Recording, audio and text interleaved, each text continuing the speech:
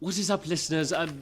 Welcome to Predator versus Movies. I'm Alex. I'm Aidan. Oh, this is dumb. And this is a podcast where we discuss... Oh, no, Peter. This No, is a podcast Peter! where we discuss and review the latest movie releases. We are going to start off with a non-spoiler review before diving into a deep discussion of the film, and then we are going to ask the most important question: would this movie be better if the alien from Predator was in it? This week, we are going to be reviewing Fair Play. It was released on Netflix last week. Yeah. But before we get into it, news. I'm sick. That's why my voice sounds weird. News 2. A24 is pivoting their what would you call it? Like their business structure, I suppose. So they've lost quote like millions on certain films such as Beau is Afraid. That's why they should not let Ari Aster make movies anymore. Maybe I feel like they're taking we're getting ahead of ourselves, but I feel like they're taking the wrong lessons away from who lost money on Beau is Afraid. But they need to recoup some costs, so they're looking to break into action and big IP projects. I don't mind the action part. Like, the idea of making, a really good, just well-made action movie. But the idea of making big IP projects, I'm like, oh, man.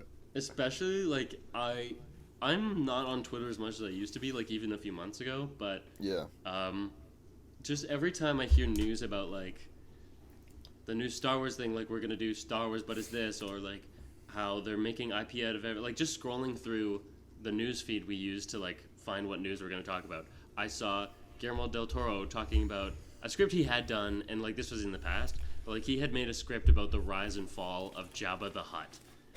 And at different points, Guillermo del Toro has been rumored to has been attached to every project at Hollywood at some point. Fair, but it's a pattern I'm starting to see. So there was that. Sure. They were saying Nightmare Before Christmas would a prequel for that would be great to see how Jack Skellington. No, I don't give a shit. What is this obsession with? God, I gotta know how these characters got here. No one cares. It really is it's just the hyper realization of where did the character get their leather jacket thing. You know what I mean? It's Surf Dracula. I wasn't even gonna mention this, but with the Marvel TV production side, they're doing a complete rehaul of how they do TV now. This is the other news from this week, I suppose. Where because of the whole writer's strike thing, and now that's been resolved, they have to follow the rules now.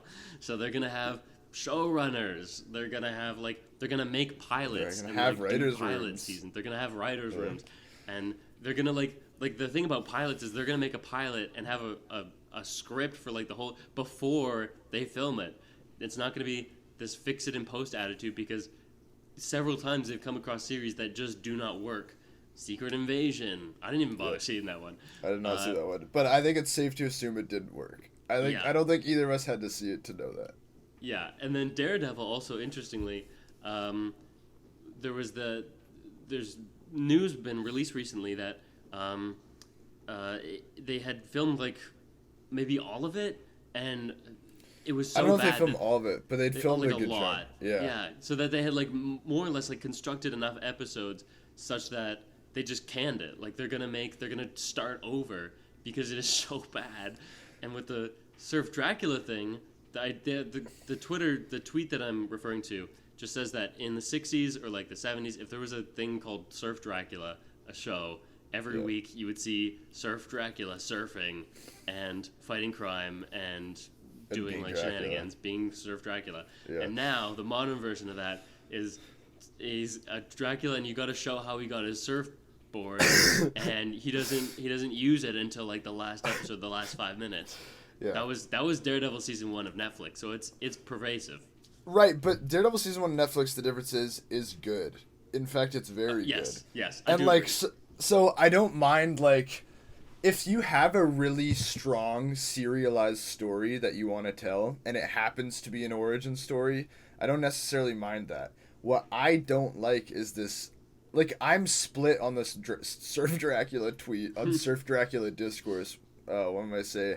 Because I I'm a big proponent of an episodic television format, and I find Mm. myself increasingly frustrated that with this attitude that like though that's lesser than like it's not as good of a show if it's not this serialized sprawling 8 episode event instead of like I think that's a dumb attitude, and I think it's actually like ruined show like Doctor Who, for example, moving towards more serialized like ruined that show, but that's an aside point.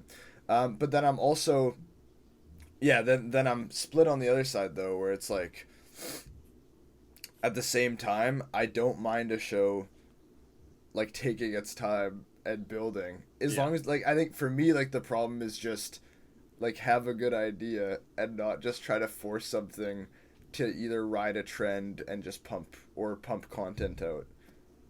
Yeah, and I mean, like, even with the Daredevil thing, although I did say, like, he doesn't get a suit into the last 5 minutes of the last You episode see him of season doing one. Daredevil stuff. From the beginning. Like, Yeah, maybe, sure. I don't know if it's the first 5 minutes, but, like, the first episode has significant Daredevil action. Yeah, and it's awesome. the hallway fights in like the first or second episode from The first season. episode I know is the docks when they're at the Right. with the Right, freight, yeah. the freight cars or whatever. That's a great action scene. Yeah. And it's right out the gate. You don't have to wait for that. And in the Marvel one, the rumor was that he wasn't going to put on the costume or do any crime fighting until episode 4. That's Yeah. insane. That And is so insane. it was also going to be more of like a law procedural thing. And I'm just like, this is She-Hulk. That's what She-Hulk did. And it worked Yeah. for that. Like, I think is what it's supposed to be in a way. But anyways. I also don't so- get why they don't just like it sounds they're trying to make like a dark, serious, serialized show that's very much about him being like a lawyer. So it sounds like you're trying to make season 4 of the show that Yeah. already exists. So why don't you do that? I don't It's understand. in spirit it's supposed to be a season 4, but they just don't want to be beholden to the Yeah. Netflix thing that they've created. They want to make it Sure. Marvel's own, Disney's Marvel's own, you know. Kevin Feige wants his little muggy fingerprints on it, but Sure. you know, so I understand from a business perspective, but I completely agree. Like that's all everybody wants. They're keeping most of the cast the same. It just seems Yeah. silly that we're doing this. But yeah, so A24 is now doing IP. Who knows what IP? I think they were looking to buy some horror franchises, so like that's at least something. Like at least it's like Yeah. kind of like a genre film. I just But even hope then- like I don't know. I hope that because I don't know what they'd buy. Like if they could do something that's like super niche. Because I'm obviously not against like remaking horror. Because a horror is something that, given different cultural context over time, can be really interesting to change. Like The Thing is a remake. The John Carpenter Mhm. Thing is a remake. Invasion Body of the Body Snatchers. Snatchers is a remake. There's the Blob remake. Like there are a lot of great remakes for sure. And I've heard that even the like 2011 The Thing is actually good too, but I haven't seen it. I think- But I'd just be curious as to what they do. I think my concern is like the franchising instead of Yeah, it's taking too big of a step instead of being like, oh, we're just gonna do a reboot. Like that's kind of a one thing, and like we're gonna do a reboot means we're gonna do the cultural context thing. But like when you say franchise, it comes with a lot of like pre-packaged. This is the plan, and if even one thing doesn't work, the rest of it doesn't work. But you're kind of committed. So good luck is all I'll say, and maybe we just shouldn't make bad movies that cost a lot of money. Maybe that yeah. is So the basically, lesson. Ari Aster, you're a fuck. Just kidding. Just You're a kidding. fuck. Just Like kidding, okay, I'm just on kidding. the on I- the, s- I- on the I other don't- side, Yeah, For- I want to make it clear. I don't actually have a moral or personal problem with Ari Aster. I don't personally like his films that much, but I think it's very good that there's a director who is clearly making films with like a solitary vision. And Yes. like I think they should be allowed to fail, just to be clear. Like, and that shouldn't mean the death of independent original films. I agree. I'll say that although we both hate Bo's Afraid and we think it is a complete waste of money, the fact that he was able to do that for like in the career that also we are interested in, like that's amazing. The fact that he Yeah. was given that much money to make his vision come true. And so I as much as I don't want that to go away, I think I don't know, it is hard to balance the art and the business. But we watched some trailers, and we are Sure going did. to talk about those now instead. That's That us is the pulling up to the trailer park for new Yes. listeners. So, our favorite weirdo, Nathan Fielder, has a new show. And now we've got the full trailer. We saw the teaser a bit ago. Yep. Now we've got the full trailer for The Curse. This is the HGTV type, almost like it feels like a docu. It doesn't feel like a documentary. It has documentary elements though. in it. It's in it, but like the camera is kind of isolated. Anyway, so it's a fake HGTV kind of show where a couple is trying to like gentrify a neighborhood essentially, and they get cursed. When the kid says "I curse you," just so straightforward. That's so That is funny. very funny. I also think it seems like the idea is that the curse might not even be a real, like it might not be like a mystical thing, but just like like it becomes an obsession, and it even though it's not like a real witch put a magical curse on them, like it's essentially the same thing because they like come to believe it. And I think that's either way, I think that's a fun idea. I thought it was also very funny when he was like, yeah, we make houses that reflect the community, and it's this giant like brutalist like mirror wall. It's a mirror house, so Yeah. it reflects the community. Yeah. It's a very literal take on that. I'm really excited for this. It's got Emma Stone in it as well and Benny Safdie, so it should be quite interesting. It also reminds me a lot of this movie that we watched today. Just like I a guess so. husband and It wife does, in the sure. same field, and then they start going crazy because somebody did something. Anyways, Dude, we'll get into it, but in this movie, there's certain. Never mind. We'll get into it. And then the other thing we watched, the trailer, is called The Iron Claw. This is about a true story about a wrestling family from, seemed like the 70s, but I don't have actual accurate information on that. Stars Zac Efron, Jeremy Allen White, the Bear himself. It stars the guy from Mindhunter, not Jonathan Groff, his partner. I was like, oh, that's awesome. Is it Shailene Woodley, I think is her name? I'm pretty sure it's the actor who's in Baby Driver. And what's her name? Shoot. Lily James. Sorry. Oh, and Harris Dickinson. I didn't even recognize him. But yeah, it's got a pretty good cast.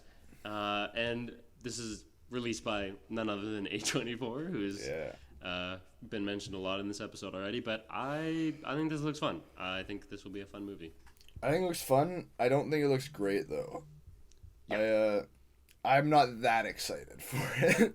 I don't think it'll blow anyone away, but I think it'll be like a fun, like, I'm going to see the movies about this wrestler family, and it looks like a fun time. It looks like it's filmed well, so I'm excited to watch that. But we watched a movie today.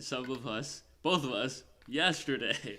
Last minute. So what did we watch, Aidan, and can you tell me about it? Yeah, we watched a little movie released by Netflix called Fair Play, and you better believe this time I actually do have the Wikipedia article up, locked and loaded. I believe it. It was written and directed by Chloe Demont. It was starring Phoebe Dynevor, Alden Ehrenreich. Wow, this is a crazy day for I think it's names. Dynevor or something. Dynevor? That seems right. Sorry. Like Guinevere. Apologies. Guinevere. Oh, it's like royalty. It's like British. It's like British. That might come up again. Eddie Marzen and Rich Summer. Cinematography by Menno Mans. It was distributed by Netflix, and it was originally released at Sundance on January 20th, 2023. Released September 29th, 2023 on Netflix. It has a runtime of 113 minutes. As a side note, that's too long for this film. But that is its runtime. And I have no information about budget or returns because Netflix obfuscates such information. Because streaming isn't real. It's all in your head. You're sitting and watching the TV and it's black and your imagination is the TV. Anyways, thank you for that. We have a game that we play now. It is called Predacritic. There's a website on the internet called Metacritic. Maybe you're starting to see the connection here. Yeah. We guess the Metacritic score of this movie. And I have spun the wheel in advance. I came quite prepared. And Aidan, you did get landed on first. Oh, shite. So you are going to guess first. What is the Metacritic score of this movie? I think that this is going to be kind of a middle of the pack, and I don't mean 50s. I mean like kind of a B, like a B or a C kind of range, I guess. Metacritic uses numbers for the guests who don't know. Right, but I'm listeners. I do know that. I almost want to guess a straight up 70. And that's that is where I feel really good about like anything in the 60s. So I'll play the game. I'll play it safe and go 69. Everyone's favorite number.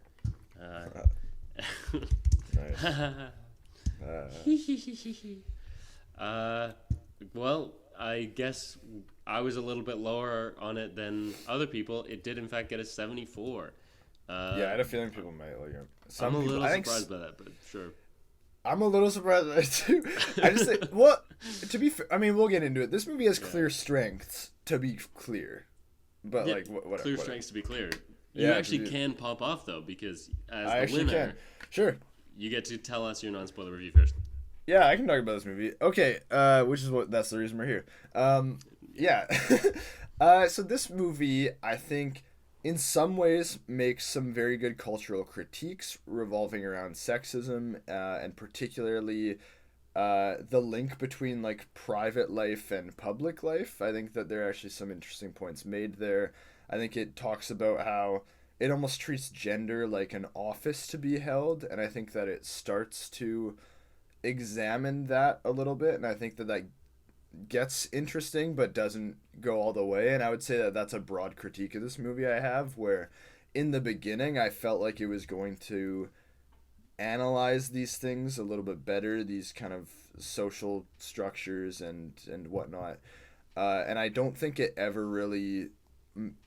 winds up making a great point. I think that like it's clearly making points about power dynamics, but I think that there's a lot of things that are kind of thrown out but are just left to kind of simmer. I also think that this movie is too long, like I said. Like I think that's a product of it. It escalates very quickly, like the conflict between the two characters, and then it's like I remember pausing it and being like, there's over an hour left. Like what is going to happen for the rest of this movie? You've gotten me to a high point already. But that being said, it's also, I think there are really good leading performances. I think it's very tense, and I think that that's good. Like I think you feel that tension the entire time you're watching this movie. That's clearly what it's going for, and I think that's good.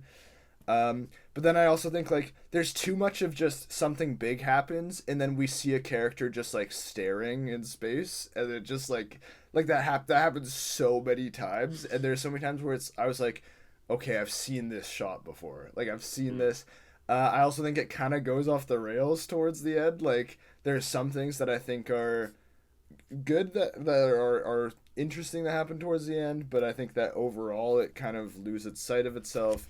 I think that there's one particular subplot that's very unnecessary too. I think the filming, at some points there's some really interesting visual directing. I think generally though it's just kind of whatever. Yeah, so to me this is like 3.5 stars, probably leaning towards 3. I might recommend this to people though. I do think that I think depending on what you want from a movie, you might actually like this. So I don't think you'll walk away from this being like, oh, fuck that. But it wasn't the greatest movie. Yeah, I think we're just going to be in agreement today. So I'll say that what I was hoping to get out of this movie, I was excited for this. This is actually just the second quote-unquote erotic thriller that has let me down this year. Sanctuary being the other one? Yeah, just erotic thrillers that are not particularly erotic. It was not very erotic or thrilling. Nor thrilling. So this seems to be the problem I'm having. Let's see. There's a problem with causality and like me being able to follow along. Those are kind of two separate issues. But the movie just kind of like meanders along, and I'm wondering where's the cause and effects. It doesn't feel concise. Like you were saying, it's too long. It's quite bloated, and I feel like if they had gotten to the point, it would have actually felt more tense. Like I think shortening it would have solved a lot of the problems, making it more thrilling. I also just think a lot of the choices they made in the middle were very safe, and yeah, like not a lot of big steps are being taken, especially in terms of like the character like relationship dynamic. There's a lot of sameness in the main conflict. Yeah. And especially like just because of circumstances in my viewing experience, I had to stop and then start again, and so it's like that kind of made it worse. But I was very like, what's happened, and like I feel like I've seen this already. I did not just rewatch some of the same bits, but it felt like that anyways. I think what else? I think some of the commentary is okay. I do think a lot of it is kind of like we know almost, or like it doesn't really. It can be somewhat on the nose and kind of not shallow. Going much beyond that. Yeah. Yeah, and I think also a problem it has is being quite upfront with it. I think well, we don't have to spoil this. It's a lot about like toxic masculinity and women in male dominated fields, and I just feel like it's so on the nose with the toxic masculinity of it all, and I would have preferred subtlety. What else? Yeah, I think the filmmaking is just fine. Like it's not stellar. I think the shots are fine, but I think the editing also undercuts a lot of what could have been really nicely filmed bits, film scenes. I think Alden Ehrenreich is doing some really good work in this. I'm not so sure about Phoebe Dynevor. She's either maybe miscast. I'm not sure, but yeah, it was just all right. I didn't love it, so I think I agree with you. It's about a 3. I'm not going to recommend people go see this. I just didn't like it enough to warrant that. So that's fair. Yeah, but seeing as I lost that Metacritic game, I do have to. Yeah, it do be like that sometimes. So I have 2 minutes to do so, and yes. This is one where sometimes we're going back to the classic thing where not a lot happens. Not a lot happens, but also I don't know, because it doesn't like cause and affect anything. Yeah. I don't remember what happened in the middle. Yeah. I'll probably skip over most of it and just cut to the end, which is what the movie should have done. Here we go. 3, 2, 1. So Alden Ehrenreich and Phoebe are at a wedding, his brother's wedding, and they have sex in the bathroom, and the ring falls out of his pocket, and he just proposes there, and they're going to get married. But they work at a hedge fund, and the policy is no relationships, so it's been secret. They've been secret for 2 years dating. They can't do that. Someone is fired, a project manager. No, it's a PM, portfolio manager, and they're fired, and so someone's going to get the job. Phoebe hears a rumor that Alden is going to get it.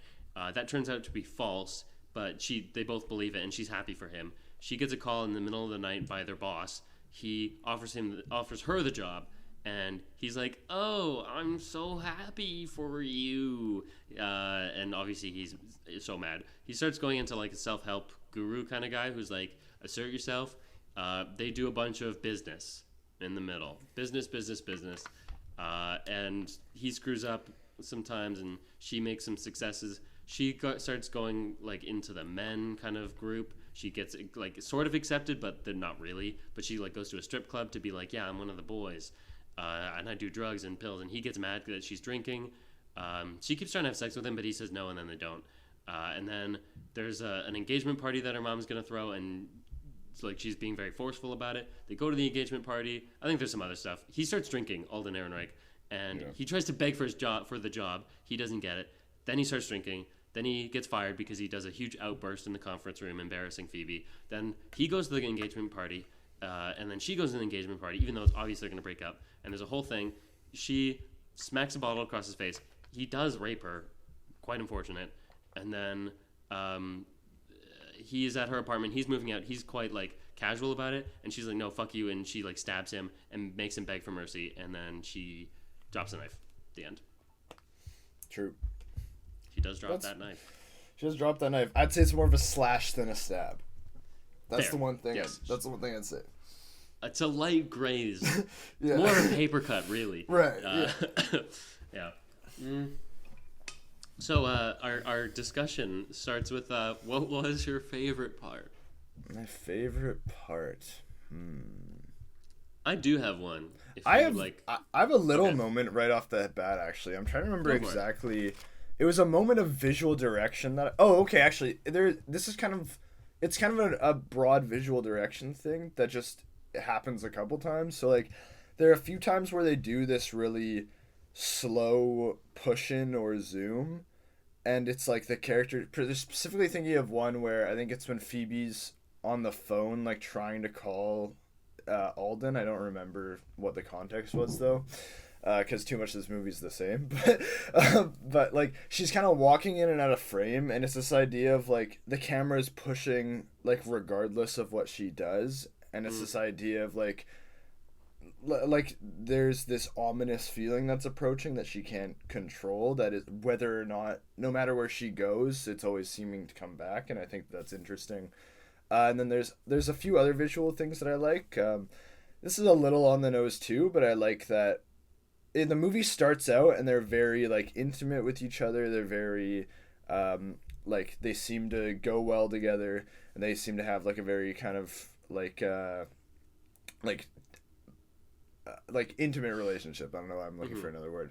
But then they like step out of their apartment like into the public world, and they're now in business attire, and they're Yes. just on their phones, and they're just, which is a little like, I don't know if I need them to be on their like literally like texting as they walk, Yeah. but like it's interesting though, and I like it's like a nice high angle as well. Yeah, I like that. And I like that shot. They repeat that shot a few times, and I think it's, I'm not saying that as a criticism though. I think it's a good shot. And then they kind of split ways, and I think that was like, there's some moments of that where it's it doesn't comment too hard upon what it's trying to say, and I think particularly the public private life thing is an example of something they don't comment too hard on, and it winds up making it stronger because they don't bring it too much to the surface.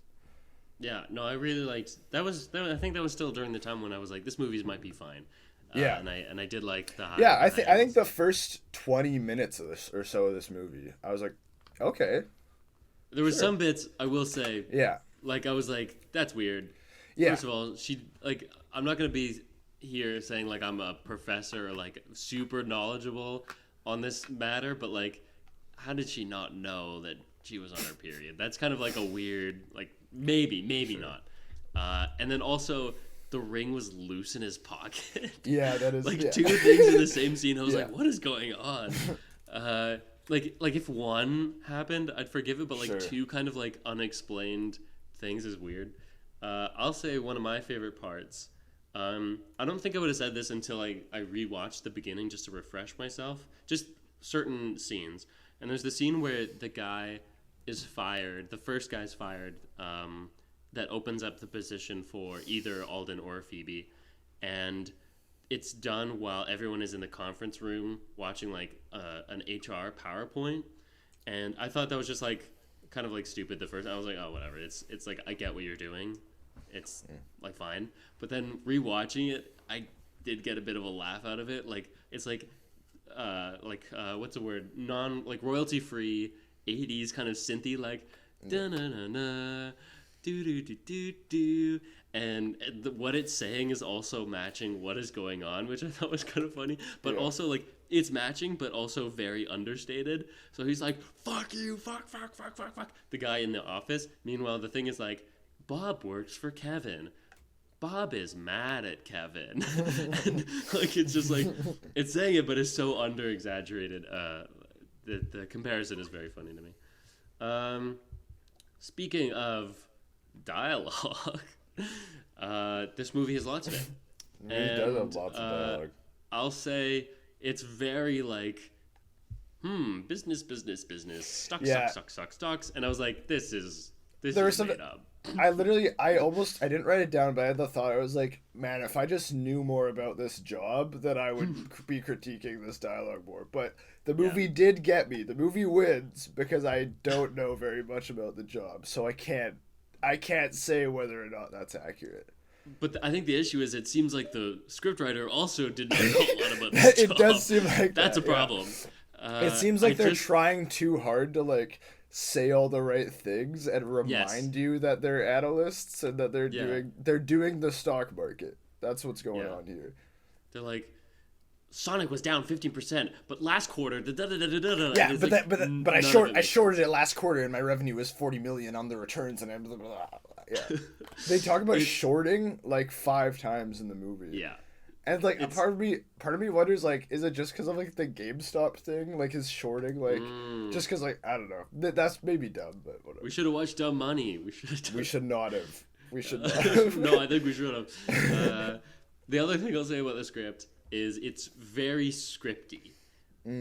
By which I mean this is a problem for like people who have not got a lot of writing experience, or if they're just bad. Both cases. So what happens is, instead of writing dialogue that actually sounds like something a human would say, the focus is more on kind of like flowery, like literature type writing that just does not sound natural coming out of humans' mouths. And so there was a couple instances where someone would make like a really astute metaphor in the moment, in like the heat of an argument, and they say it like without thinking, like coming up with it, and it makes too much sense given the circumstances, and they'll go into like long monologues, and I'm like, that's not how people talk, especially people like in a relationship when they're arguing. People actually sound like less sense when they're in an argument with like an intimate part. Like it gets like really random, I'd say. So like it was weird. And I would say that that's actually emblematic of like a broader problem in this movie, where like you can do like very flowery, almost theatrical dialogue. You can do it fine. I think it just has to match the movie and the style. And I think that most of the time this movie's trying to go for kind of like a very grounded, realistic style. And then there are moments where either a character says something or they do something where it's like, okay, we've departed from like a grounded story. Like this is not real anymore. Like particularly like when she looks at the knife at the end on the floor, I was like, that is a different movie. We're in we're now in a different movie, because there's no hint that that's where this is going. I think that the rape is like, that's an example of a brutal thing that feels in line with what the movie is doing. I also think the escalation to that is weird, but I think that's just because like the escalation is not good in the movie. But like the stabbing thing is like, this is not, because I get it. It's like a reversal of a gender power dynamic, and she just wants him to she wants to, this guy who needed power over her so badly, who was supposed to love her, and she wants to like relegate him. And I think that's good, but like you don't need to do that in the most obvious in your face way, which is like she picks up a knife and like threatens to stab him. Like what, like how else could she pick him apart? You know what I mean? And I feel like you can construct what is mechanically the same scene, but is just a lot more astute and well balanced and subtle, and makes better points. I think two things. First, I'll say like it's very clearly like the culmination of the arc they've set up for her. So like I too understand why they put it in there. Like it's the phallic symbol of the knife. He's on his knees. It's very like suggestive, I suppose, but it does feel like, okay, now she's stabbing him. Like it does. Yeah. It's quite a leap to go to. And I would say, even like as a suggestion, like making it more, I don't know, erotic would be a good idea. Like if it was more about like, I don't know, I don't want to get weird on this pod, but like do something that's kind of like demeaning. I don't know. But then it kind of gets into like the rape territory, and when you've already kind of addressed that as a very bad thing, rightly so, like I feel like there's complications there. Like you can't then have the female character do something that is similar, you know? Yeah, I can actually mention, though, I actually think a problem with this movie is that they don't let her do bad things too much. Like, I think she a little bit, yes. I think the movie, she does a little bit, but it never veers too far into it. Like, I feel like the point this movie's trying to make is, like I was saying in my non-spoiler review, is that in a sense, like, gender is like an office that you hold, and it intersects with class and wealth. And so they're in this place of, in a sense, like, the workplace is a place of exaggerated masculinity, where rising up in the workplace is in tandem with your amount of masculinity, or the degree of your masculinity.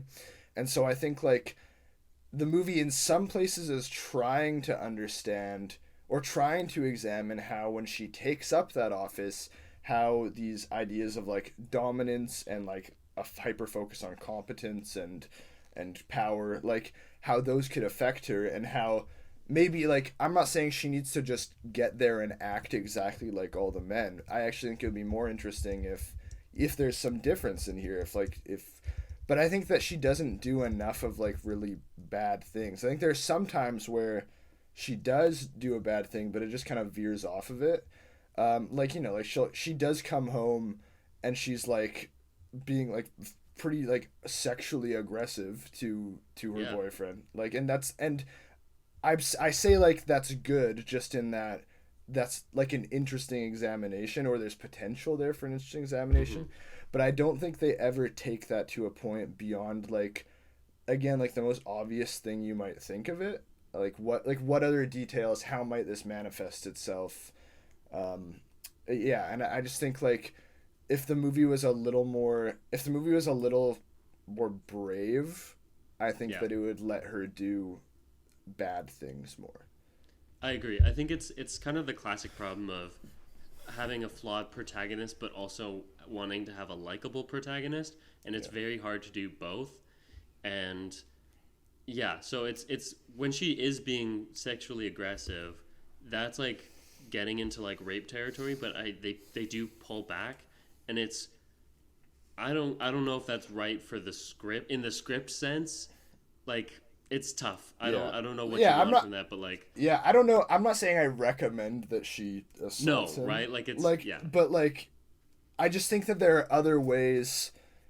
Like, how does the dynamic of their house change other than just she comes home and wants to have sex and he's sad, and that's like what a lot of this movie is. Mm-hmm. And I just feel like you can do a lot more than that. And they play that same beat twice. She comes home drunk, but like you can play beats twice, but there has to be something different, and it's the same beat twice. And the reaction and the fallout is the same. It's the same, both. Yeah. Like, a lot of deja vu in the middle. I'll also say that, like, agreeing with you, she's not wrong enough at the time.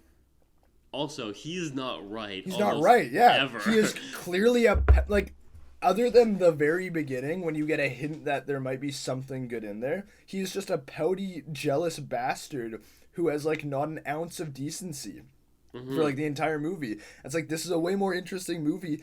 And I think you can still say that he's just a really bad guy, and you can make it so that he's faking the good parts, but make him fake good parts. He doesn't even try to fake it. He's just bad. He's just a bad dude for the vast majority of this movie. And also, like he's, like, in terms of, like, morally right, he's not morally right particularly often. He's also just, like, factually wrong about almost everything. And what really annoys me is the fact that, like, what makes a compelling antagonist is when they make good points. And the fact that everything he says turns out to be wrong, like he's just in his head about it, is taking away from the points of the movie. He's trying to be like the side of the patriarchy. That's what he represents, really. Like, in a grand sense, he is the patriarchy that is imposing itself on Phoebe's character. But the fact that he's always wrong makes it kind of like a mute point. Like, it's if he's wrong, then there is no, like, I don't know. Well, I think that works. I don't know if this is what you're saying, but I think it ties into, there are some lines that I think are good where he says, like, oh, what, like, you want to be part of, like, the boys club, like, you think you're one of the boys now, and it's like, I think that again, and like that, I think that's the kind of line that is good, actually, because it's like the reason he's saying it is because he's petty and insecure, and because he wants to control her, but there's also a truth in what he's saying. And I think that there needs to be more of that, where it's like, I feel like these characters don't intimately know each other, as well, where it's like I feel like a big part of this should be that they know each other so intimately that they can tear each other down, and they don't like dig in like that. Whereas like if he was able to be really incisive and like pierce and be like, I know why you're doing this, and you can still portray him as the antagonist, her as the protagonist, because he's still clearly acting off of like malintent in that situation, and he's still clearly like craving power over her. But yeah, it's sorry, you go. Yeah, just adding on, like, all the things, like, he says so many things that are just not true. He says, like, when he's yelling at the boss, he's like, all your employees hate you. Not true. He says, he only wants to have sex with you. I think I'm okay with that being something he thinks, but that is not true. He talks about, like, you can only kick a dog so many times before he starts barking back. And I'm like, I hated that scene. What? Yeah. When did you, like, did not interact with this man? Like, maybe that's part of it. Like, being, like, so delusional that you are, like, having, like a parasocial relationship with someone. Like, it only goes one way, but... It is that. It's like he represents, like, the man, the idol of masculinity that he wants to be. But it's also, like, the point this movie's trying to make, I'm pretty confident, is it's called Fair Play, and it's about playing this, like, game. They talk about that a few times, and how, like, I think, like, and it's coming from a standpoint that I think I agree with, if I'm reading it correctly, which is that some people might suggest that the way to, like, create gender equality is to just make it so that, like, women can play the game better. But the reality is that the game is just bad. Like, the game is really shitty and is always going to lead to exploitation. And I think that's the point it's trying to make. Because I think, like, that's, like, his big outburst towards the boss. I think you're supposed to kind of be like, yeah, he's right. But this guy's such a pathetic, wet dog that it's like... And you also don't trust anything he says. Like, exactly, because he's always wrong. Because he's always wrong. Constantly wrong. And you don't trust that he believes it, even. You don't trust that that's actually his motive. And, like, it should be. Like, and I think that if you're going to do that, we need to see him... I think this movie's better, actually, as well, if he was genuinely in the running to get that job. At some point in the movie, that makes this much better.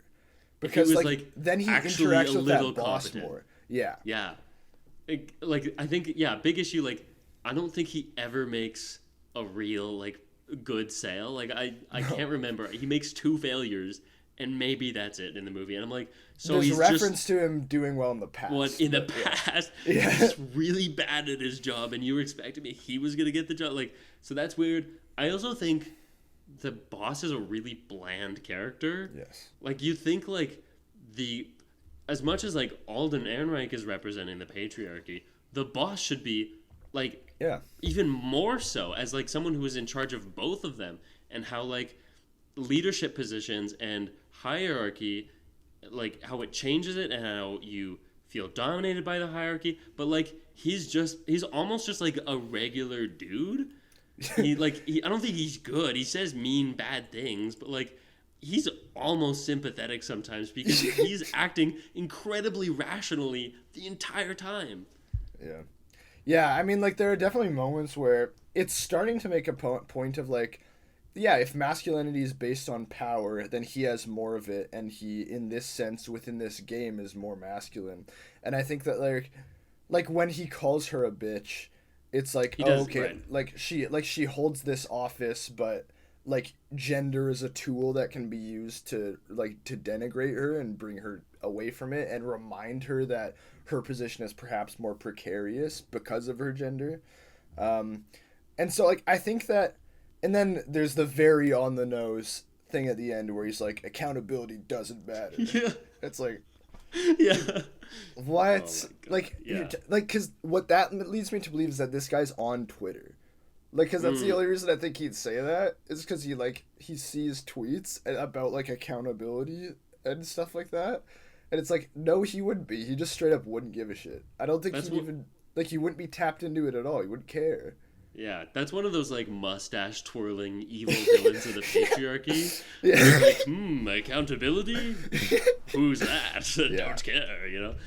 It's just, I'd say a lot of the themes in this are just exaggerated to such an extent that they feel cartoonish instead of Yeah. like, and it's, I think a big thing for me, I noticed with one particular line, it's when, I think his name is Rory.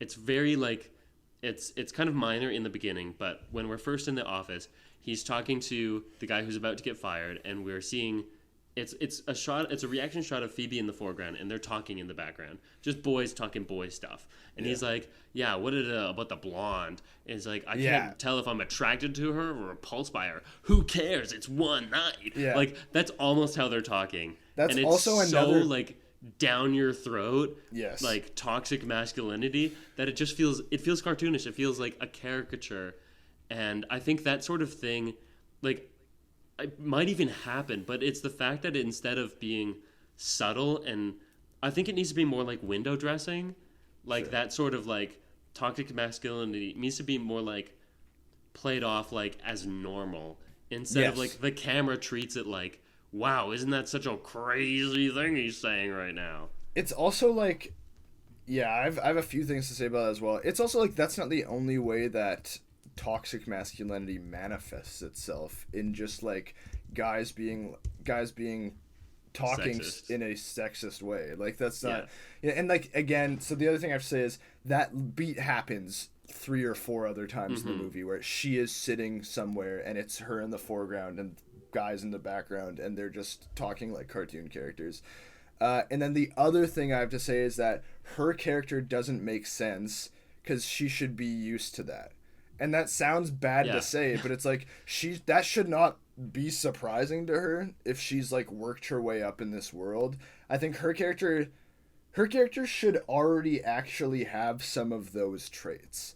I think that like she should kind of in some ways align with the guys in her office, like mentally, because I don't believe she'd get to this position if she didn't. And that's an interesting analysis of like why would she adopt this mentality, and how does that affect her? How does it manifest itself differently in her?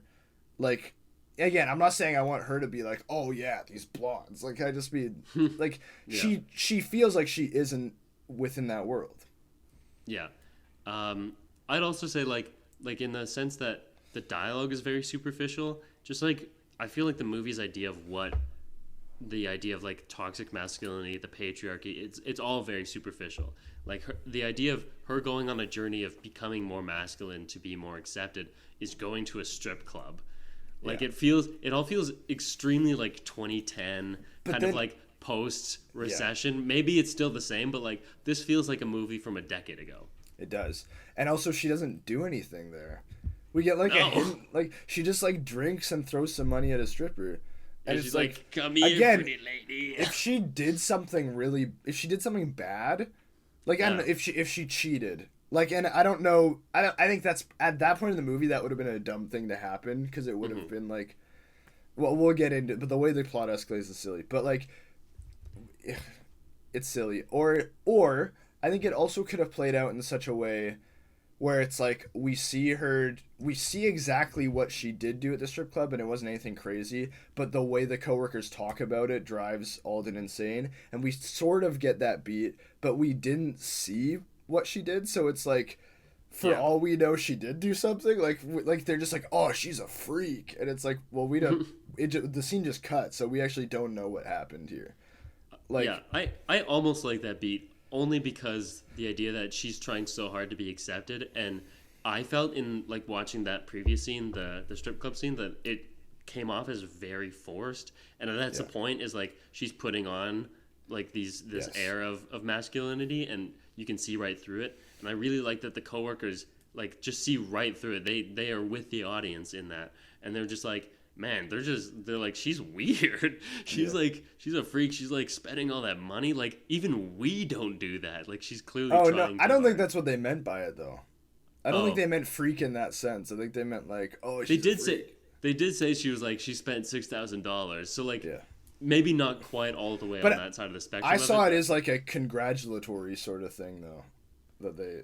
They're saying it in that sense. I'd say if it was congratulatory, they would have been talking to her and been like, "Man, you were so crazy last night," as opposed to talking behind her back. Like it gave the sense to me that it wasn't a positive thing.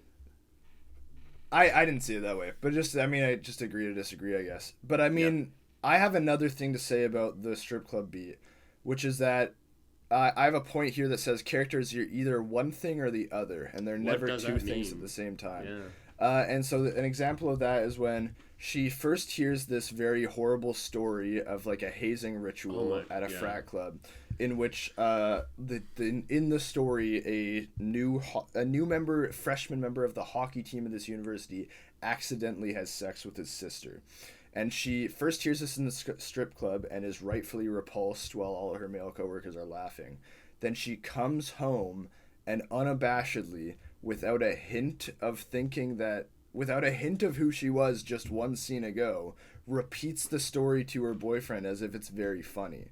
Yeah. And look, to be clear, I understand. I get it. Where it's like she's trying to be one of them and she's trying to fit in, and it's like she has that fuck it scene where she's like, oh fuck it, like I'm gonna be a guy in the strip club, and I get it, but like I don't believe she would just swivel like that, at least without something else happening in between. And I think like there's no like rise to her doing these things. She is like repulsed by what's happening, and then she's embracing it.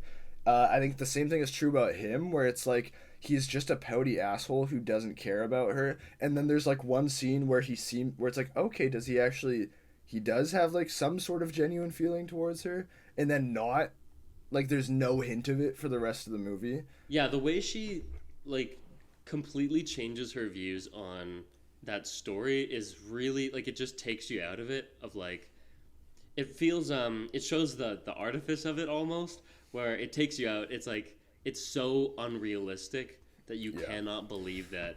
And it's so clear anymore. What they're doing. Yes. That it's like it's so clear what they're doing that it makes you aware it's a film.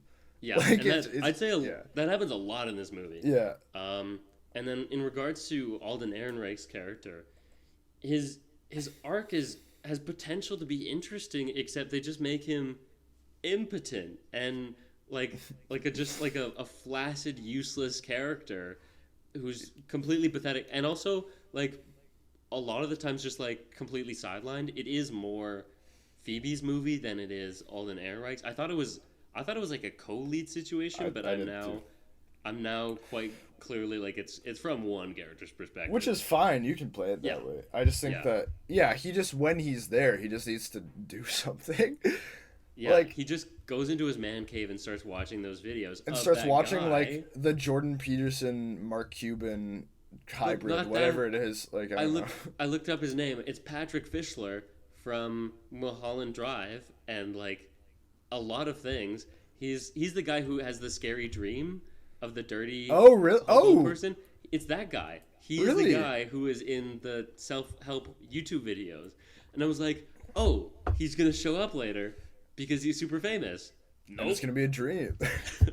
Doesn't show up at all. So they cameoed him, but he was just in a YouTube video. That's so strange to me. But anyways, it's really annoying. It's not annoying. It's, I don't know. It's lame. To just like have Alden Ehrenreich pose no kind of like, he just doesn't get anything interesting to do. Yeah. It's sad. And it's also bad at his jobs. So I've been alluding to this, but the way the conflict between them develops and the way their relationship breaks down, I don't think works very well. Because first of all, it breaks down immediately. Like, yes, and then doesn't, like, there's nothing in the middle. It's gone already. Yeah, it's like the moment she gets the job, it's like the next day he is in the mode that he's in for the rest of the movie. Mm-hmm. And like it only takes a sharp turn up towards the end when he gets like way more aggressive. Yeah. And so like it's fine to escalate it quickly, but you need in between steps. Like we need to see that go down. And it also like, this movie's better if it goes up at some point. If like I genuinely believe they need to like reconcile a little bit at some point, and they almost do that beat. They almost in the middle, where they are about to like have sex for the first time since like the very beginning of the movie, since the promotion. But turns out he's impotent. He cannot get it up. Literally. And so I think like one, very obvious. Like obviously that's what is gonna happen here. Mm-hmm. Like, and so again, I think that needs to happen earlier, because that's something where it's like, okay, she just got the job and he's like trying to act cool about it and he's like, yeah, let's have sex and whatever, and then like it can't happen and then that sends him down further. Like that feels like the way things should happen, like it's this tumbling sort of thing. But where it is in this movie, the that's not even super relevant. Like I guess the idea is that like they can't reconcile because his attraction to her is so based on this power dynamic that Yeah. like it just doesn't work. Like, and so if he feels emasculated, then he can't have a relationship with her. But I think this movie's a lot better if they at least on a surface level like come together a bit, either at the midpoint or somewhere in act like 2B kind of. But no, it just like everything is just an argument and it's just like a meandering argument that just happens and doesn't really escalate and there aren't really turns to it. And if they, and again, like if I just believed they loved each other and if I at any point rooted for their relationship, which I don't, then I think this movie's stronger. Like if I thought there was hope for them at some point in this movie, but you very quickly don't think there's any hope for them. Yeah, it's as soon as he loses out on that promotion, he's like gone. He's detached. And I think it's a very obvious reason why this is not a particularly erotic thriller, because they just immediately stop having sex, and that's like the whole thing. Like that's the idea of what an erotic thriller is, and or sex and foreplay as well.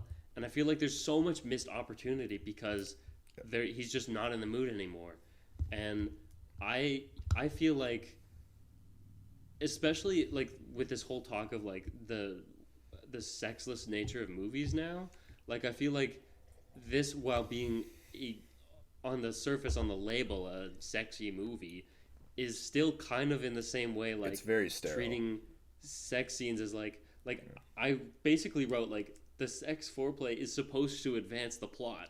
Like the very thing that people say it doesn't do, like that's what it is in these movies. Particularly, it is like the state, like that is the thing you're supposed to do, and the fact that they just stopped doing it means like it's just a waste. It's such a waste, and I feel like it could have very clearly shown their changing relationship. Yeah, and I think this is a kind of a side point to that, but like when she gets power, I feel like she never like rises up to it. She always feels like she's phony. She doesn't fit in. She's forcing it. Yeah. And it has a different feel to it than if she actually started taking charge. Yes. And I feel like I don't know if I can critique that because like maybe it's just a choice they made, but like I don't like it. Like I think it's so much more interesting if she gets power and just starts being more assertive. Why does he have to tell her to be more assertive?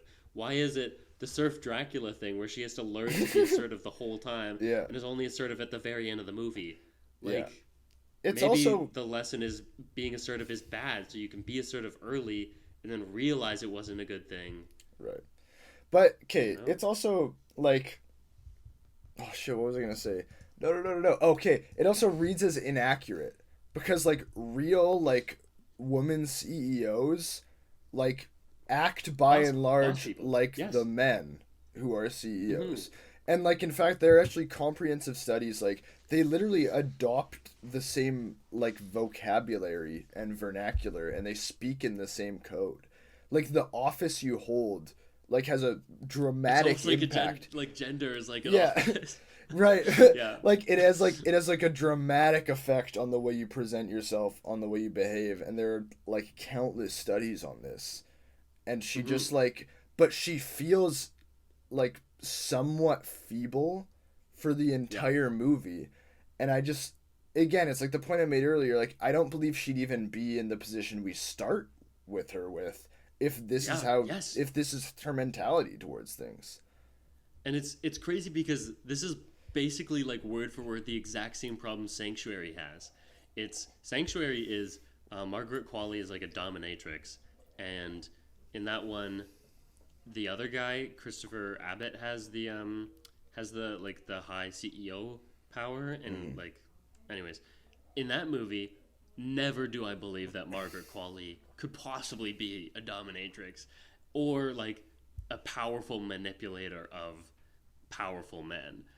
Very much like someone who was out of her depth the entire time. And I feel like what these movies both needed was like, I don't know if it's just miscast or if it's like just different like direction of the actors. I think it's writing like, too. They're just not written. And writing, but like characters that actually feel like they have the power. Yeah. Again, that's a like maybe considered a bad thing, and maybe morally the movie is saying that's a bad thing to have power, to feel powerful, but or that because this system of power is wrong. Yeah.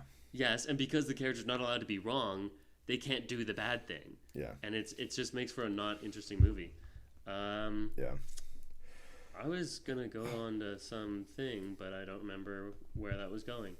Well, we can talk about Phoebe actually, and sure. Her/her character.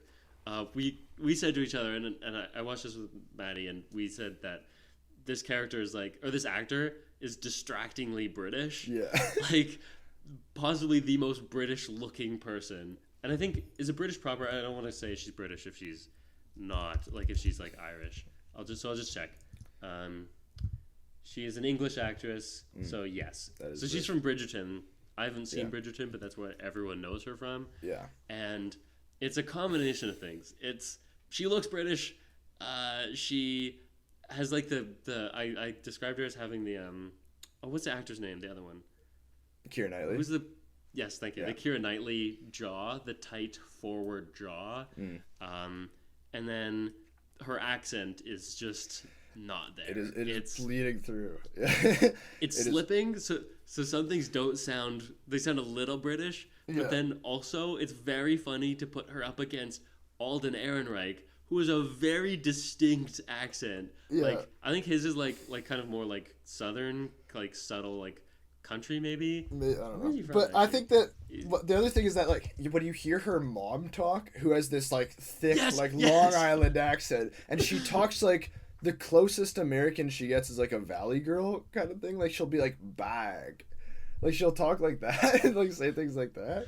Yeah. It's like maybe Valley Girl's the wrong thing, but it doesn't feel like an East Coast New York accent, even when it does feel American.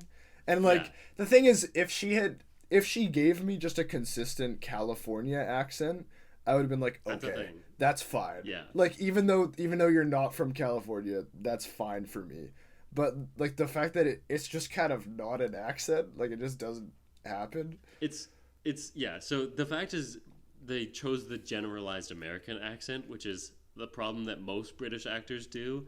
They do not pick a specific region to emulate. They are just doing what they think is American, which means like, harder R's instead of going like air or whatever. They go air, water. Air. Yeah. Water. That's a Australian. Anyways. Water. Yeah. Anyways. So that's, it's not generalized. The mom thing, so funny when they're on the phone. She's like, Mom, you can't, and then she's like, oh, sweetie, don't even worry about it. like, there's that. And when she's talking to her boss, and he's got a very thick accent, Alden Ehrenreich is from Los Angeles, I did learn, but it's like, sounds distinctly American. Yes. And it's choosing a region gives it specificity, and she does not. Lots of different things. So, distractingly British, but then also, like I said, I think it's a combination of writing, direction, but I just don't believe her as like someone who, and you said this too, as someone who would work at a hedge fund at all, and who would be promoted. Like you're promoting the person who we don't feel even belongs in this room. Because it's just kind of. Even if she's very good at her job, which I believe, I buy that. Like the reality is like, and they make a point of this. It's about like playing the game, and there's more to it than that. It's not just about being good at her job, especially if she was a woman. like she would like being good at her job would not be enough. She wouldn't just rise for this company. She would have to adopt a very specific mentality in order for me to believe this. But I mean, I don't want to be a broken record. Like I have said it like 3 times, but yeah. And the movie I keep thinking of, although I will say, asterisks, have not seen it, but I'm like just aware of it in a cultural sense. Fatal Attraction, very, very famous movie with Glenn Close, powerful businesswoman. I'm almost certain that she does not act like this character. She's acting like a male character almost. Yeah. And that is like, when I hear like erotic thriller takes place in like a male-dominated business, like that is what I'm expecting, is someone who's taking power, who's feeling masculine, and they just don't do it. Kind of talked about Alden Ehrenreich already. Although some things I didn't mention just yet. There's like subtle things early on that I did like just kind of like the seeds that maybe he's kind of like weird and like I think it's clear from the beginning, like even when he's like being nice, it's like he's just like staring at her, so it's just like that was weird. Yeah, so it's just like it's clear like I don't think he really loves her at all, like which again I think the movie's better if he does, but like or if the movie wants to examine how that works, but I think like she's just like a it's like the play The Dollhouse. Like she's just like she's like his doll, and like she's something to admire, and because he has power over her, like she's this ornament for him. But I specifically like he had a comment after they think he's got the promotion. He says like, I can't wait to marry you, to mark my territory, piss on the tree, you're the tree. I was like, that's like, that is an example of like dialogue that I believe. It's kind of clunky and it is on the nose as well. Like it's on the nose, but it's like got the fun kind of imagery of like a dumb thing a guy would say, and it seems like sort of innocuous enough that like you can kind of like laugh it off at that point. Because also if he's been like, you have to assume that he's kind of been like this the whole time. So like I feel like he's kind of like at that moment she's like, I'm used to this. He just talks like this, but whereas other points it doesn't. Let's talk about the business plotline. I think I mentioned the causality thing. Like it doesn't feel like there's any like cause and effect. Like this happens, so then this has to happen. A lot of the events feel like, and then this happens, and then this happens, and then this happens, which is the worst way to write.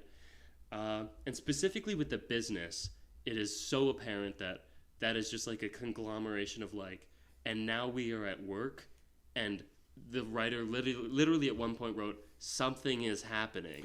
And like, and they're doing work things. Victory. And bad thing happens, you know? Again, someone who clearly does not understand the business. So my suggestion for that was like, it should have been one thing. Like there was one goal they are working towards. They're trying to get a client. Like the Russian who was randomly in the room at the end. That feels like, it makes it feel like we're going on a journey. Like we are trying, like it helps track the arc of the film. It's like a unity of action thing too. Yes, it's unity. Yes, exactly. And kind of like also raises the stakes. Like if we know what the fuck they're talking about. That's the thing. Like the reason I didn't bring this up as a critique for me, it's like for all I know, like that's not a thing in this job. This job is so day to day. So I was like, that's when I was like, you won. You did win, movie. You got me there. I don't know this job well enough to critique your portrayal of it. But I just feel like as it was hard to follow along already because of the business jargon that I don't know, and then harder to follow because it's different every time we are back at the office. And it just kind of like, again, no stakes, and I feel like I'm detached, I don't care. There's no, it's just so much more compelling if they are working on the same project. And the relationship is making the project harder to work on, and then he like screws up the project, and it kind of like causes it to fail at the end, and different ideas of tackling the same project. Lots of just like wasted opportunity for interesting conflict. Something I will say though, I actually think the movie does a good job of, we talked about how they just use a lot of jargon. I actually think the scenes are written well enough that you actually, like, you understand what's happening. Like, you don't need to understand every word, but you understand like, okay, that's like, that's good. That's a threat to this guy. Like that means this for them. Okay. I actually think there are a few times I noted where I was like, oh, okay, that's good, because I don't know what you're literally saying, but I do get the subtext, which is what's important here. Yeah. Yeah. I'll say one of my last things. I'll just say the editing. I think I might have mentioned this already in my non-spoiler review, but just like the choice of when to cut, Yeah. I felt was almost completely random. I also feel like I think sometimes it's just very by the book. It's just like, okay, this character is talking, it's on them. Yes. Yeah. Yes, that's what I was gonna say. Yeah, it's also just that character A starts talking, so we have to cut to them. No, you don't, and it's often more interesting if you're seeing the reaction. And there's so many like interesting compositional shots that like you could do an entire scene from, and that's how they would do it in the olden days, or like with the classic directors. But they choose instead to just cut to like generic character singles. They cut to close-ups for no reason. Yeah. Like it's not a particularly impactful thing they're saying or an important moment, and we're just randomly in close-up. Yeah. I found that really infuriating, and usually I don't notice editing to this degree. Yeah. But it was so like just not quite right enough that I was picking up on it. I noticed it particularly in it's one of the bigger arguments they have towards the end, where I was just like, in the dumbest end where she opens the fridge and chugs a bottle of liquor. It's the stupidest. I hate it. Oh yeah. But it's that argument where it is very just back and forth, like 1-to-1. And I also feel like the timing of the editing is off on it. Like it's just not, the rhythm of the argument doesn't quite work. But I agree with you. That scene is also really bad because it has the classic, like, after he leaves, she goes, fuck, fuck, Yeah. and it's like the classic, like, oh, she's so stressed. Yeah, she's so angry. Yeah, quick thing, there are multiple Joker moments in this movie. Don't like that. What it feels like. That is a Joker moment. Don't like that. I hate the dog thing. Like, we talked about it already, but like when he has this big Joker, like, when you have a guy and he's a dog and he gets kicked, then he's gonna bark. It's like, come on. Yeah. It's also just like completely unearned. The things the tribulations they have gone through. I think those things in of themselves, like in a vacuum, could work. Yeah. Maybe. Yeah. But like it's a fact. What always happens when these feel funny, when we laugh at these moments, it's because they're unearned. It's because nothing has happened up to this point, and then because I described this to you yesterday, this feels like an erotic thriller made by like an alien or an AI who kind of like gets it, who knows the beats, but does not get it. Yeah, if that makes sense. No, I agree. So it's they know what needs to happen, but there's kind of the in-between things are just not there. The glue isn't there. So they're like, oh, she has to scream, right? There's a part where she has to scream. Okay, here's the screaming scene. And then it's just like, why is she screaming right now? There's like nothing intense has happened at this point. It just comes across as like forced and quite comical when then it like does the classic like scream changing into the train squealing. Yeah. Like fuck, and then train. Yeah. Really quickly, I don't want to dwell on this too much because I think we're wrapping up here. But there's also the sound design so on the nose. The sound design is like, okay, it's intense, so there's a heartbeat. So it does like the classic, like there's either a heartbeat or ticking clock because we need to make it intense. Like it's just like the cliche thing. Sorry, I heard something in my house. No, and it's just very like it's an intense moment, so we're gonna be like boom, boom, like it's like it's just I have quick things that I can rattle off too. I have a few things I like actually. I talked briefly about the divide between private and public life. I think that there's some interesting thing there, like what I already mentioned. How it's like they kind of act differently. Again, it kind of fizzles off, and they don't really talk about this too much later. Like, but like. The idea of these are completely separate worlds for these characters, particularly because their relationship is a secret, and like how that affects the different things, like that's an interesting idea. There's a thing about like there's a good detail where like he doesn't care as much about keeping it a secret. Like he's brought at first I was like, okay, they want to keep it a secret, but she went to his wedding. She went to his brother's wedding, like together. And then I was like, oh, but at first I thought that was a problem. But then I actually was like, oh no, it was his brother's wedding though, and it was his family. Yeah. And so like he brought her there, and like so it's a problem for her, but not for him because he knows it's not going to affect him as much. However, there is a moment where they walk out of their apartment together and she gets into a car clearly to go to work. And it's like they clearly came out of the same apartment here. So that one is... The chauffeur knows. They don't get away with it. Does he know? Does he know? The chauffeur?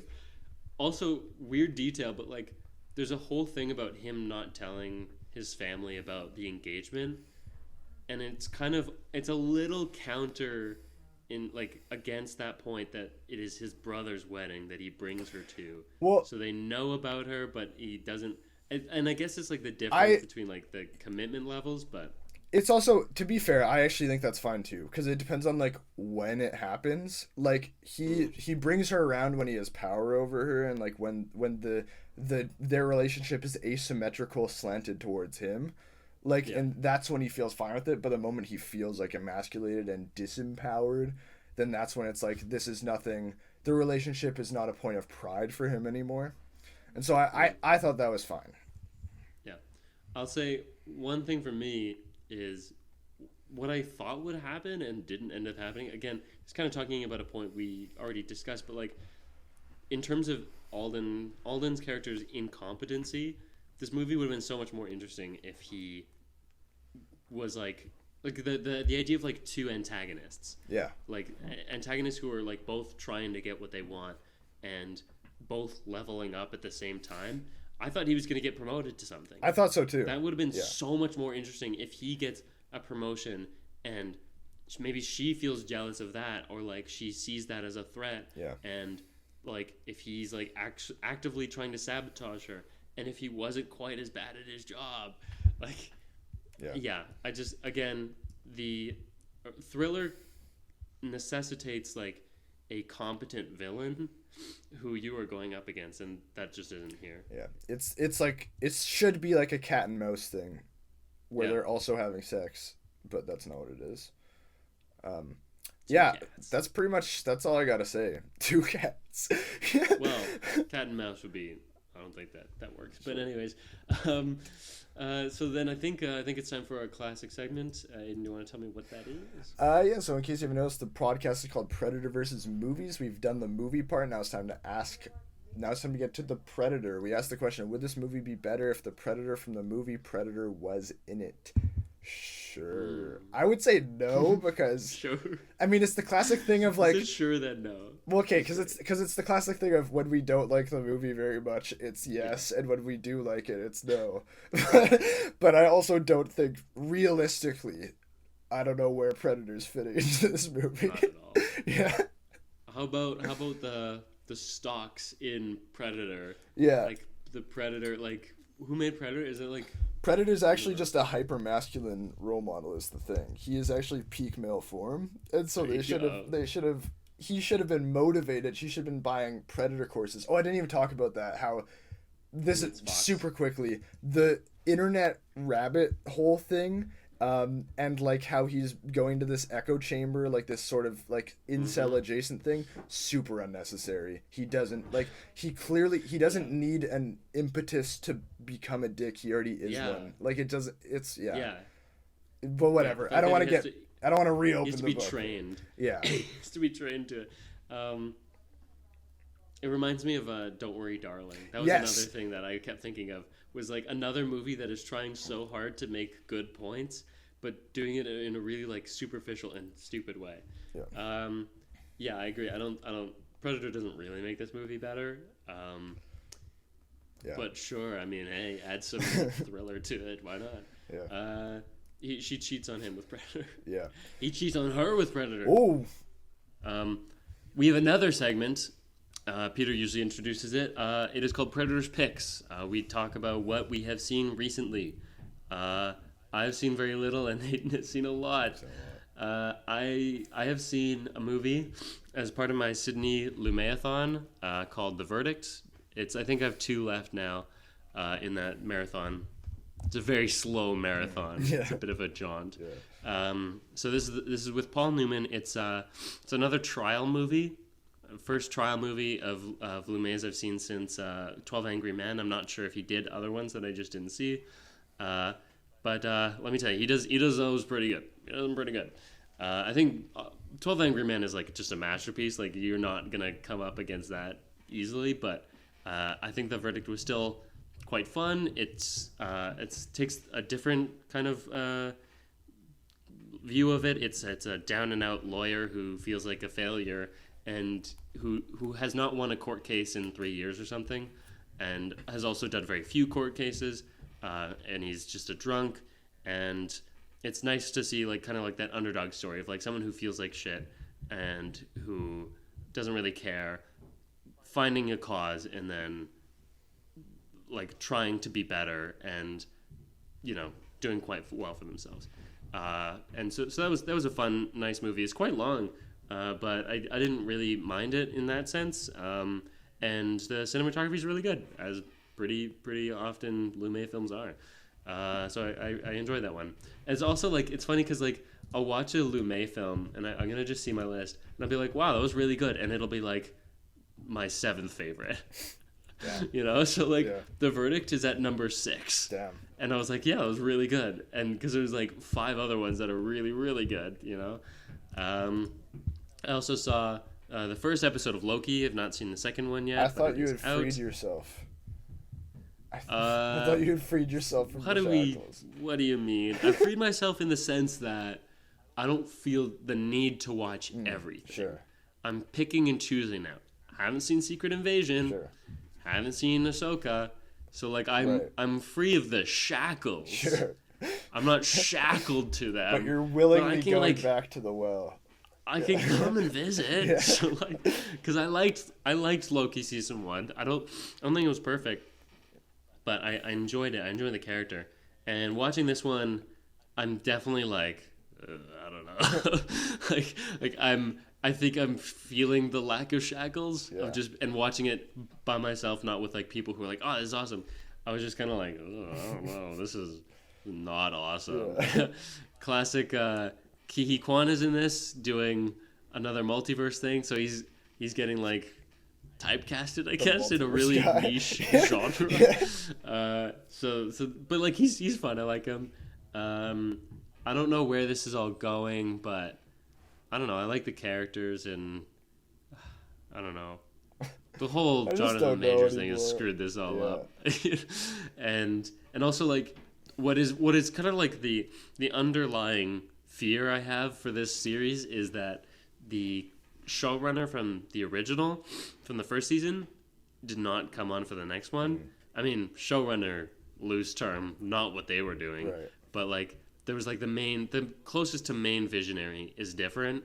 It's the Moorhead and Benson, I think, 2 directors who I've heard about. They're like young and they're on Twitter, and I just know that they do a lot of horror films, and I haven't seen any of them, but on Letterboxd they're just not particularly good. They're like in the mids. Sure. They're in the mid kind of area. Like the 3 point whatever.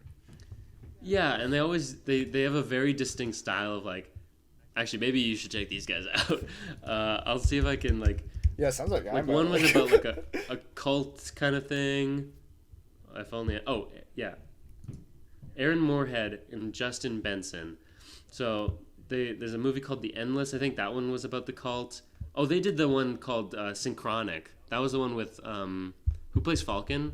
Anthony Mackie. What's his name? Anthony Mackie, where he goes like back in time, and like drugs. It's drugs that take you back in time or something. Like all like weird kind of weird sci-fi thing. So you might like these guys. Sure. But they're not particularly well regarded films. Oh, 3.4 is not bad. Anyways, so I'm just a little hesitant with the changing hands, I suppose. We'll see. And then the other thing I watched was something you had watched as well. The second Wes Anderson short on Netflix, The Swan. Personally, I like this one like a lot. I think Henry Sugar was really good, but something about The Swan, maybe it was the unity of action kind of thing. Like it felt more like a short film. significantly shorter. It was only 17 minutes compared to like 45, I want to say, for Henry Sugar.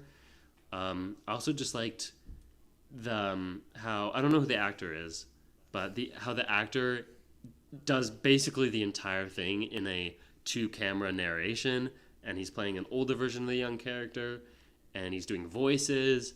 I just found it so captivating. And yeah, I think I also just liked the characters better. I don't know. I really, really responded to The Swan. So I really enjoyed that one. Cool. Yeah, I also watched The Swan. I liked it. I think, like, I probably felt about the same about it as I did Henry Sugar. But I liked Henry Sugar. So, I mean, I liked them both. I liked them both a lot. Other than that, I've been on a big horror kick. Other than stuff for the pod and the occasional short film, I think I've only watched horror films for like a month or two. Like, just it is October. I've just been going hard, and so just to rattle off some of the ones I watched. So I watched Alien and Aliens. I've seen both these movies before, multiple times. So these are rewatches. God, Alien is just like, there's nothing like that. There isn't a single movie that is like that. And I mean, like, The Thing is kind of close in some ways, but it's clearly a different flavor. There's just no movie like Alien. It's so good. It's so good. That is probably one of my favorite movies of all time. I love Alien so much. That's like, it's just a clear 5-star to me. Aliens, also really good movie. I've never liked Aliens as much as Alien. Clearly a different type of movie. Very satisfying, like, action sci-fi especially towards the end. Like, the third act of Aliens is crazy. That's so much fun. Well, it is a James Cameron joint. It is a James Cameron joint, and it feels like a James Cameron joint. In a good way, though. I really like that movie. Okay, yeah, I've watched we were into other franchises. I watched The Exorcist for the first time. That is, I wrote in my Letterboxd review, this is electric filmmaking. And I mean that. I think this is an incredible movie. I really, really loved it. I see everyone's reviews are like, oh, this is funny. This is super funny. And I understand that. I do understand. It wasn't scary. I'll tell you that. I disagree with you. So really? I don't think, like, I slept fine that night. Like, I don't think, maybe scared isn't the right word, but this movie is so well directed and so well written. I think it's good. That, like, it gets the perfect mood. It knows exactly what it's talking about. It knows exactly what is freaky. The sternness with which it treats these, like, Catholic ideas is very well done. I think, like, again, it's like, so I understand what people think is funny, but the parts that other people laughed at, I was like, I did not laugh at all. Like, I was, like, leaning forward, and I was like, just captivated by this thing. I also don't think it being funny is a bad thing, though. Like, I just think, like, it's clearly supposed to be, like, somewhat audacious in parts, and I think that, yeah. But anyway, I thought it was, like, an incredible movie. Saw The Exorcist 3 as well. I skipped 2 because I heard it's not very good, and I've heard 3 is quite good. 3 is quite good. Oh, is it? It's very fun. Oh. It's a very cool movie. It was directed by the author of the book that originally wrote The Exorcist. Oh, I heard about it. Yes, and right. You might have seen, there's a certain jump scare that circulates on Twitter every now and then because it's very good. It's in a hospital. If you haven't seen it, I would say don't see it. Like, don't seek out this clip and just watch the movie because it's like it's way better when you see it. It's like it's just really well done. Yeah, it's not as good. I don't think it's as tight of a story, and it doesn't have the same atmosphere of, like, doom and dread, but I think it's really good. I watched one pre-Hays Code horror called Dr. X. I did not like this movie very much. I thought it was cool. I thought parts of it were cool, parts fun. There are actually some gorgeous shots. This was an example of, like, a really early color film. It was in the 30s, but it was, like, 2-strip colors. So every color is, like, green and orange. Kind of like those are the only 2 colors that are there, and everything is like a shade of that. And there are some gorgeous shots in here, and the main character is kind of like a funny little, like, cheeky guy, but the movie's not great. This is a movie where I paused it and I was like, oh, it's over. Like, I paused it to get up to get something, expecting, like, a good 40 minutes left, and it was like, and it was over. I also rewatched Memento. That's a good movie. I like that movie a lot. Don't too much to say about it. That's a good movie. And then a few random ones. I watched a Japanese movie called Naroi the Curse. This was a found footage horror movie. Not great. I do love a good found footage horror movie, and there's some parts of this that are really cool, but I don't think it winds up. It doesn't. It just doesn't reach the heights as like Blair Witch or something. Like a really, really great found footage. I also watched John Carpenter's In the Mouth of Madness. This was a 90s movie he made. It's part of the trilogy, the loose trilogy of like apocalypse films he made, with The Thing being one of them as well. This movie is okay. Some really cool ideas, some like Lovecraftian horror elements into it. I think that it just doesn't quite live up to its premise as well as it should. But I did like it. That's it. Yeah, I really liked when, like, in the Mouth of Madness, like, when Doctor Strange saw, like, Professor X, and they, like, said hi, and then... Yeah, I loved the Mouth of Madness. Next week, I don't want to say if I'm wrong, but let me just turn around and look at my calendar. Moon, if I'm not mistaken. It looks like it's Killers of the Flower Moon. That's what I was thinking, and I just wanted to confirm that, and it seems to be confirmed. Hopefully, it's here where we are. I think I saw. I was looking at Cineplex, and I think it is. Okay, for bigger movies, usually it is. And let me tell you, I'm excited for this movie. I'm very excited. This is kind of like, I feel like I haven't felt this like I'm not like super hyped, but like I'm anticipating this movie, and I feel like I haven't felt that way in a bit. And I feel like I haven't watched like a great movie in theaters in a couple months now. Like it feels like Oppenheimer, Barbie was the last time I was like, oh, these are good movies. Yeah. You know what I mean? Yeah. So I'm excited. I'm just gonna breeze through some of the best things we've seen recently. Blue Beetle, obviously. That's a joke. Yeah, I'm not seeing a lot here. Like, cause it's August and September. You're not getting a lot there. I guess Theater Camp was really fun. That was a good one, but that was in August. Theaters as well. And then Oppenheimer. But yeah, this should be good. Yeah. Excited to see from Marty. We'll see. If you like our show, check us out on Instagram and Twitter at Predator v Movies. I should post on the Twitter more than ever. I really gave up on Twitter, so we might have to figure that out. But yeah, I should make that more worth people's while. But if you want something that's actually maybe worth your while, both of us are on Letterboxd. Yeah. I am at _AlexGordon_. I leave reviews sometimes. I'm also on Letterboxd. I'm 810Sunny. That's 810SONNY. My name is Wombo. I also leave reviews sometimes. Peter, do you have anything to plug? No, you're not here. Oh my God, you know what that means. Leave a comment, leave a review, leave a star rating, leave a comment. And leave a review and leave a star rating. And tell your friends. We actually got a lot of... we have to do this. We got a lot of comments for our last episode in a rare turn of events. So I'm going to pull those up. That is not the right link. Crap. I don't know. I have to find them all. I have to congratulate or thank our guests or our commenters, whatever. Fuck. Thank you. Shit, fuck. Okay, here's one. The creator on YouTube, Zach Milne Talks Movies, says, "This movie was absolutely stunning with the visuals. I also love the world building and the depiction of the war between humans and AI, and how the AI were used in the movie. The movie did get undercut for me when it came to the emotional impact, because while I was invested in the world, I could never get as invested in the story or the characters. Still a solid flick though. Keep up the great work." Thank you. Dude. Aww. Thank you. Thanks. And we pretty much agree with you. So thanks for reaching out. We also got a comment on our Letterboxd, on our Spotify that I'm trying to find. Where the hell is it? Ethan, who we definitely do not know, said, "I am a creator salad. You guys are just haters." Yes, we are. Thank you, Ethan, for reaching out. And then this is kind of a side one, but on my Letterboxd, someone reached out. Someone who we followed each other mutually for a bit. And this person says, Maximus Soul says, "Hey, dude, I just downloaded this one and subbed to your podcast." Thanks, Thank you, Maximus Soul, for subbing to the pod and for downloading this episode. We love our listeners.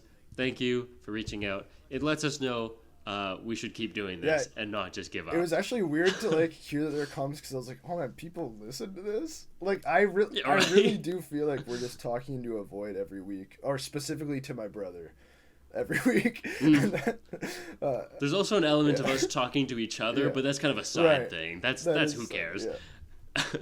Anyways, like I said, you have to do it though. You're contractually obligated, so they have actually fulfilled their contracts. They had to. But until next week when we do Killers of the Flower Moon, I've been Alex, and I'm still Alex. And I've been Aidan, and I'm still Aidan. And this was Predator vs. Movies. See you next week.